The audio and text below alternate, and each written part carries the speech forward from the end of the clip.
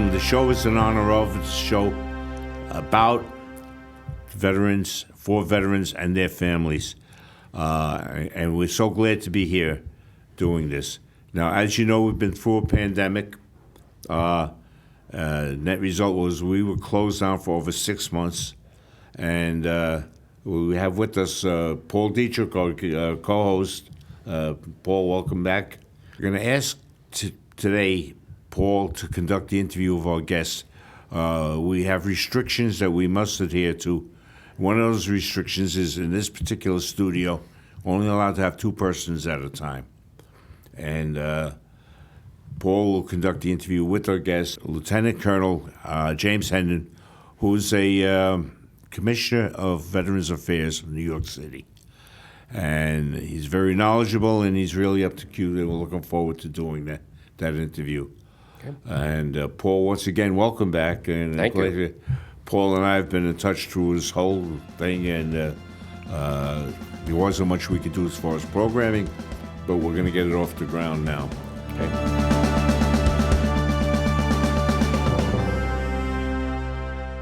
Our fight against coronavirus isn't over. Let's wear face masks in public. Stay 6 feet or more from others. Follow state and local guidelines. And wash our hands frequently. Let's move forward together. Learn more at coronavirus.gov.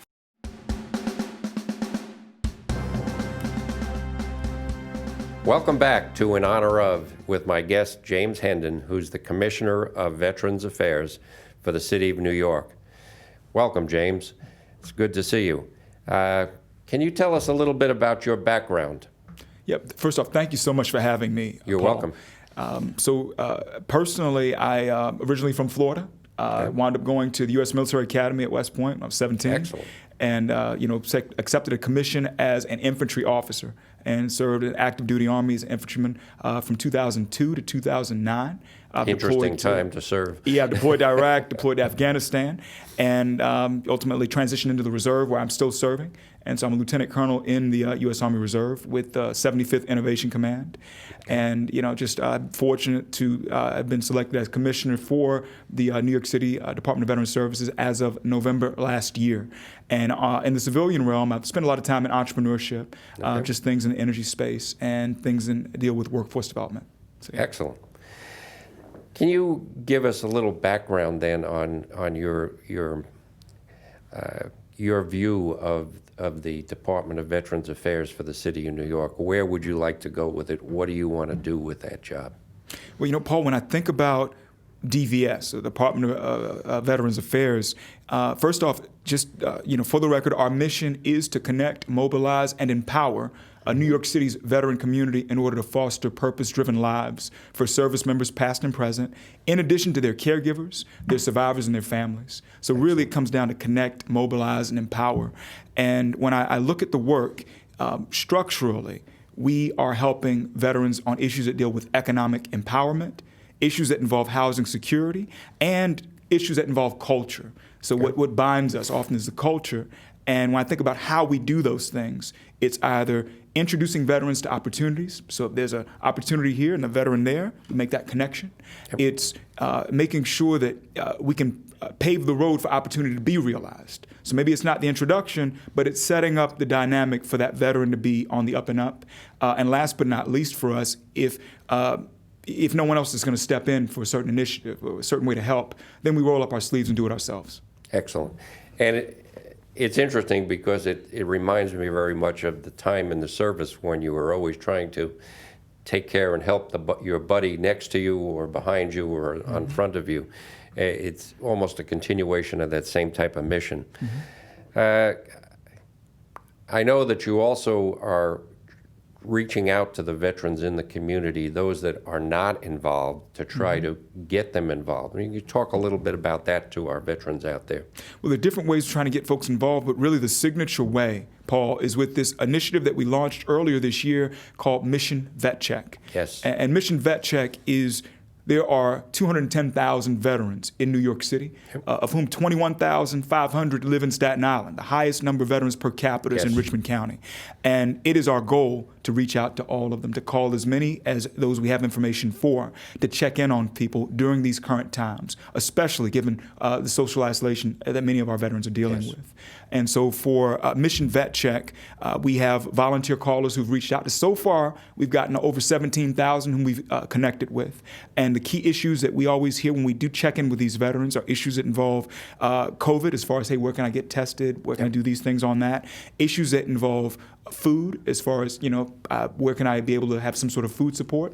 And also financial issues, as far as what dots can you help me connect to when it comes to financial assistance? So, yeah. Okay. I know a couple of the initiatives that you've also had is for the VSOs, and you mentioned how many veterans there were on Staten Island. I can tell you that in the two major VSOs, the American Legion, the VFW on Staten Island, you have about 2,500 of the 20-some thousand, so about 10%. I know that a lot of the VSOs have been having financial difficulties, those that have physical posts, simply because they've lost their primary source of income, just like the restaurants and businesses have. Can you talk a little bit about your initiatives to try to help them and keep them going, because they're a vital part of the community and the outreach between veterans and the community? No, absolutely. I'm so glad you asked, Paul. So we have a VSO micro grant initiative where for any New York City Veteran Service Organization lodge post that applies, we will remit up to about $500 in cash assistance to these lodges to account for a lot of lost revenue due to the pandemic. And that's one thing that is available. By the way, all these things that we speak on can be found on our website, which is in www.nyc.gov/vets. So just nyc.gov/vets. And so for microgrants, there's the initiative to provide funding to help those folks who've lost revenue. Also, for the lodges where it's really about capital improvements, we do have gift certificates that we're offering through Home Depot as well, where it's $100 gift certificates that a lodge can be able to take and use to make the purchase that it needs to do certain improvements itself. And the other initiative that we've had a lot of interest from our members in particular were the masks. The simple masks that we have that were distributed to all of the VSOs based on their membership, so that they would have a mask when they needed it to help with the social distancing. So very much appreciated. I just want to mention on the masks, I just want to thank Boomer Naturals, which is the organization that made this donation of 43,000 masks to DVS, which we've distributed over 30,000 to the community. And if anyone still has a need for that, they can always email us. Our email address is connect@veterans.nyc.gov. They can call us at 212-416-5250. And I just want to thank Boomer Naturals. And we were introduced to Boomer Naturals by Joe Piscopo. So through the Joe Piscopo show, that intro was made. And I just want to thank them for that. Excellent. So, yeah. You had mentioned about food insecurity. Can you talk a little bit more about that and what you've done specifically with the veterans community? Because I know in my own post we had a number of members that had issues. They had lost their job and locked inside, couldn't get even out to the stores, and the difficulties involved there. So for food, what we've done is tie in our veterans to a host of different programs. Anything that we can find that can help a veteran not go hungry at any given time, we're connecting folks to. Between the city's Get Food NYC initiative, for which we've enrolled somewhere between 350 to 400 of our veterans into that program, specifically that the homebound veterans can have meals delivered to their homes. To work that we've been doing with HelloFresh, which is a food corporation where we are taking meals that are, you would receive all the items you need to prepare your meal at home. So you'd receive the protein, you receive the starch, you receive whatever vegetables you need, and getting bags out which last our veterans anywhere from 2 to 3 days. So far, we've gotten over 17,000 bags to veterans through the VSOs for that program. We've also gotten perishable boxes out, or boxes with non-perishables, so boxes that contain things where you don't have to refrigerate it, but you have something to keep you right for an extended period of time. And we are receiving food through the Nourish New York program as well, starting this month, so we can continue to get that out through our VSOs to our local veterans, especially those who are homebound. So if there is a veteran out there that has these needs, Again, can you give us the contact? Once again, and I'll say it over and over again, our number is 212-416-5250. Once again, it's 212-416-5250. Our email address is connect@veterans.nyc.gov. It's connect@veterans.nyc.gov. All information I'm describing and much more is available on our website, which is nyc.gov/vets. And last but not least, folks can find us on social media, particularly on Facebook, the hashtag is @NYCVeterans. Okay. So yeah. How about the other items that are very big right now, like housing, for example?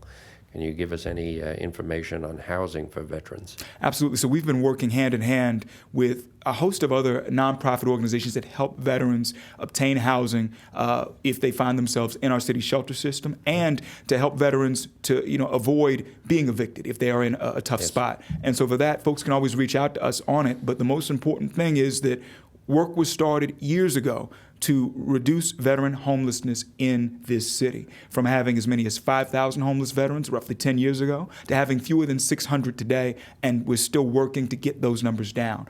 Our people act almost as our veteran peer counselors act almost as like realtors, if you will, to help a veteran who is in housing dire straits find a place to stay and match them with whatever programs are available to veterans. And once again, we work with a lot of our supportive services for veteran families providers. So these are local nonprofits that have funding from the federal government to help all veterans who find themselves in a tight spot as far as housing insecurity. And once again, for more information about that, it's on our website, nyc.gov/vets. Okay. And just to give an example, I am a mentor at the Veterans Court here on Staten Island. And I had a veteran who basically was living on the streets, and we were able to get him through your department, and he is now in housing, and he has since graduated from the program, so that's good. That's one that's not in jail and basically being a burden on society, who is back in society and successful at the moment. So it's a good news story.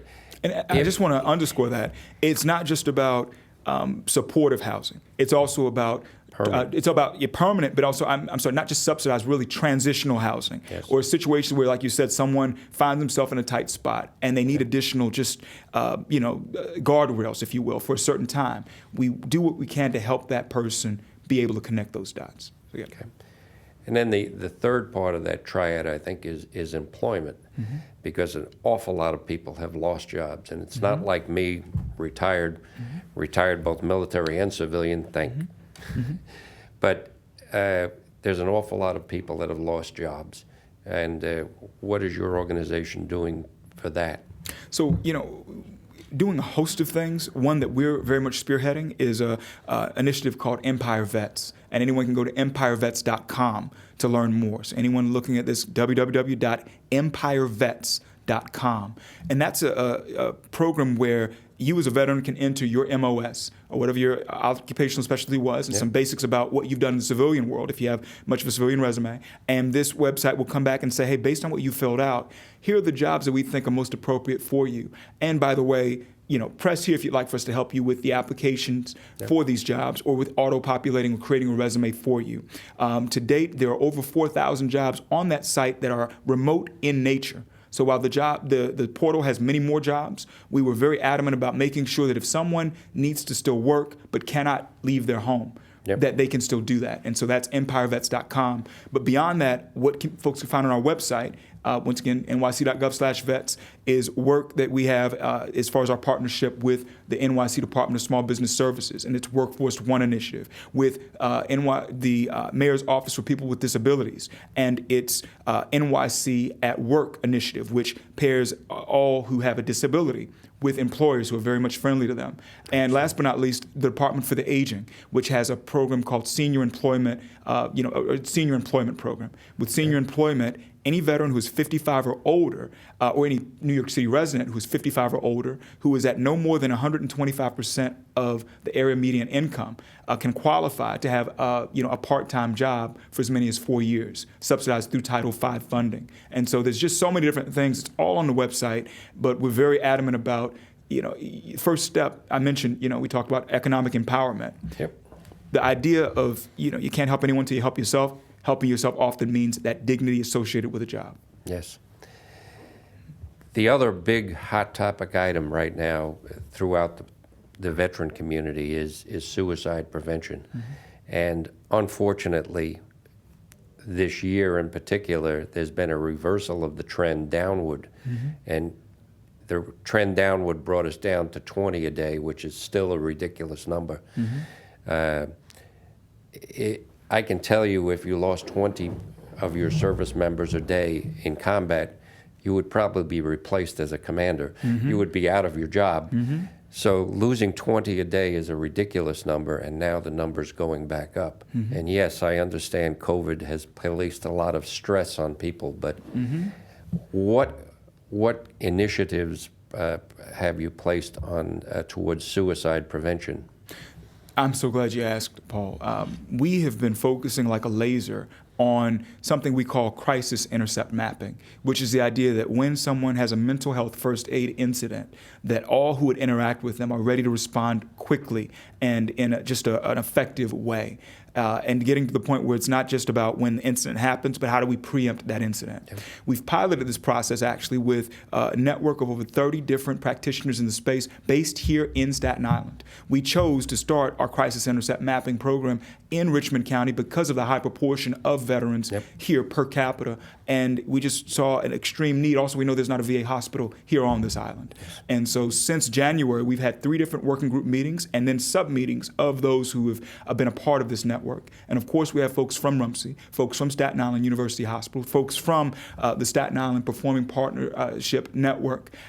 So we've and just the been, VA clinic. And the VA, and the VA, yep. We've gotten everybody in the room to say, what do we do to make sure that A, we try to preempt this veteran having, trying to, or even having these issues with suicide, and B, if we have that flashpoint where something occurs, how do we snap into effect right away to be able to triage this?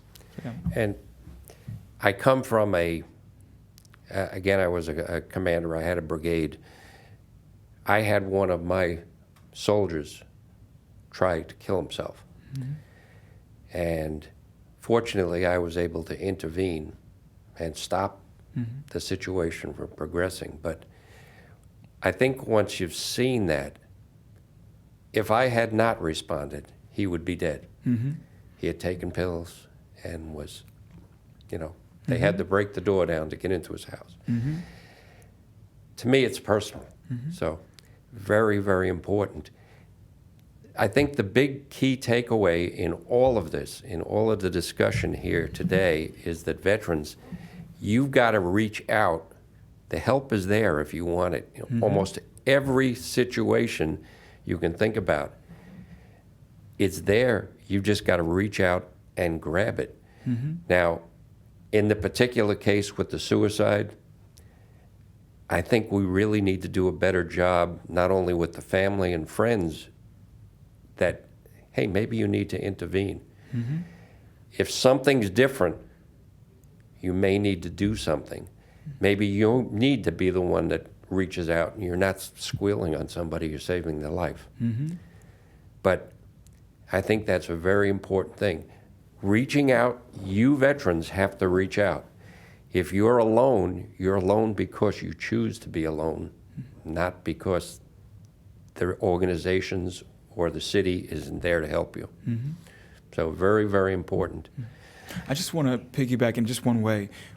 Forgive me, I don't have the number in front of me, but I know that oftentimes when someone has completed a suicide attempt, that was not their first time, that they had tried many times before. And so it's so much deeper than just, this is a first aid incident, what do we do with that incident? It's really about, we need to work with this individual and really embrace them as they embrace themselves over the duration. And it's so much more multifaceted than just limited to a healthcare lens. So much of it touches different areas in where we are and who we are as a society. So I couldn't agree with you more. I just look at it as, our hope is that we can help to enliven this entire ecosystem of veterans so that we can better care for one another, so that we can even preempt something like that.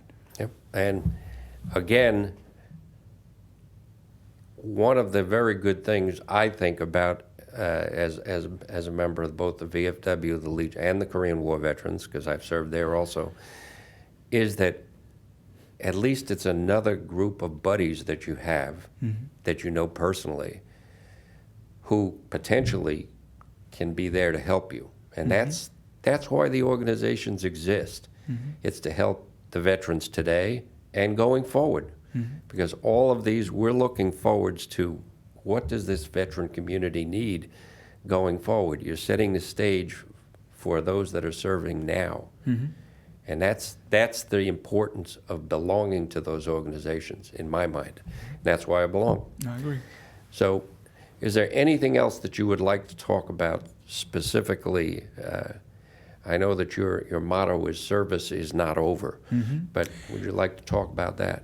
Absolutely. You know, Paul, I feel like there's so many different things that we do in DVS, and we do what we can to try to be of value to our veteran community. But I think the largest challenge that I believe we face, not just as a veterans agency, but as a veteran community, is this issue with the lack of self-identification. Absolutely. The number of us who do not stand up and say, hey, I served, I was a part of this, and I'm a part of this tradition.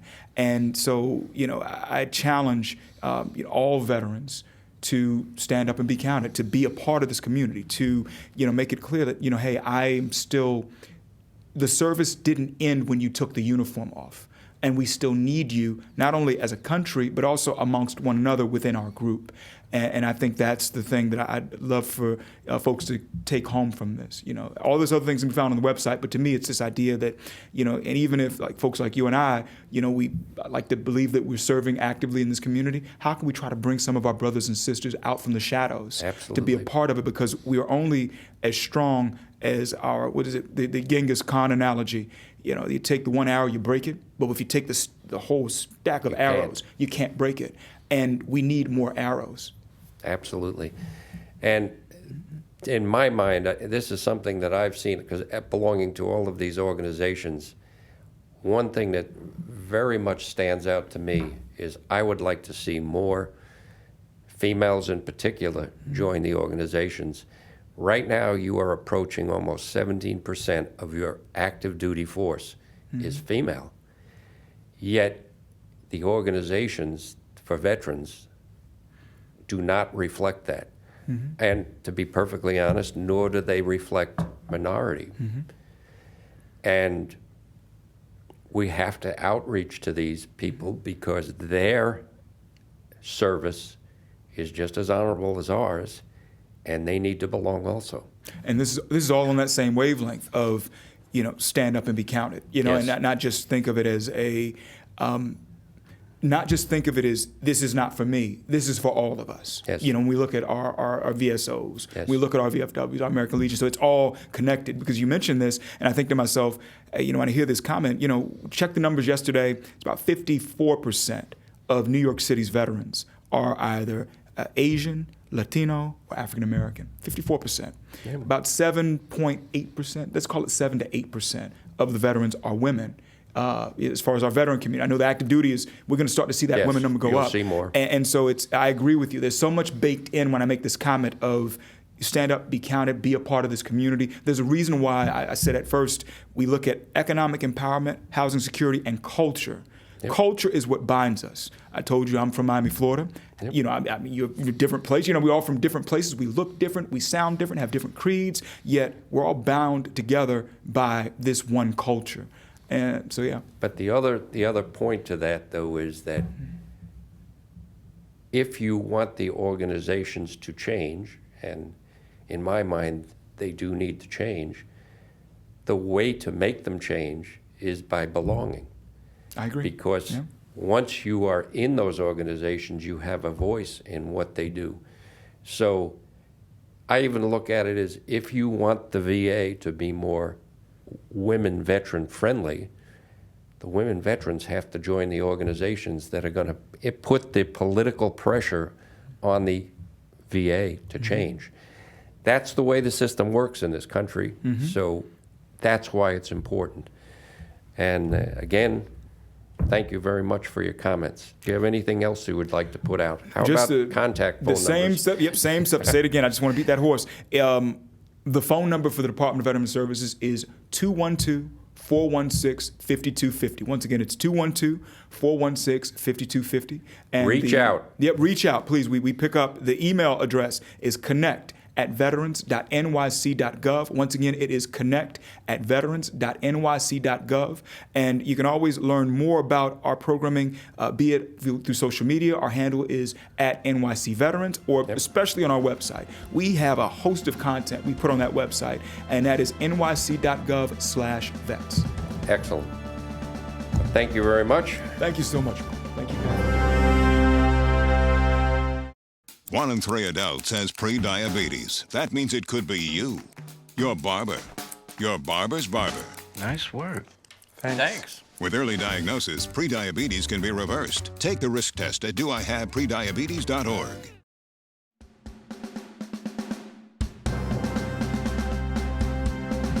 Welcome back to In Honor Of. Colonel Paul Dietrich, you did a great job interviewing the commissioner. And he was very informative, very informative. Absolutely. I think the key points there were that for veterans out there, your service doesn't end when you take off the uniform. You continue to serve in the communities that you live in, and very important for you to reach out as a veteran to the community and get involved. The other big key takeaway that I got is that there's a lot of things out there, a lot of programs, a lot of help available. If you need help of any type, contact them, and it is 212-416-5250. Reach out, whatever the situation you find yourself in, that you need some type of help, you have to reach out. Nobody's going to know that you need help unless you reach out and contact them. It's so true. And the other point that always concerns me is the suicide rates among the veterans. And Especially since they're increasing. They're increasing, and this pandemic isn't helping it. Absolutely not. With all of the other stresses that we have in life, Yep. you add that to it, and it just magnifies. Absolutely. And it's frightening to see those numbers increasing. Yes. And you always look for be able to help. And if you're God forbid one of those persons in that category where suicide is on your mind, You have a buddy. Call. Reach out. call, get help, call any of the organizations, call the numbers that we give you, call a buddy. It could be your next door neighbor. Have a buddy and just call and say, I'm not feeling good today. I got a bad frame of mind. Can you come over and talk to me? And you'll find 999 out of 1,000 buddies To help you. will show up within seconds and say, hey, calm down. Whatever it is, calm down. It's not as bad as you think it is. Nope. So, but I was impressed with the commissioner. And the key point, and I've never really heard it put forward so well, is that when you're out of the military, you're not out of the military. You don't take off the uniform and forget about it. And the way he put that is, take part in what's in your community, and Yes. what's in your life. Very meaningful. And once again, Paul, you did a great job with the interview. You really did. Excellent. Glad I was able to get him here. All right. Well, I'd like to thank Paul Dietrich for helping. I'd like to thank the commissioner who had to run to another appointment when he finished the show. And I'd like to thank you, the audience, for watching and continually watching, because we bring this for you and to make your life better. Thank you, and God bless.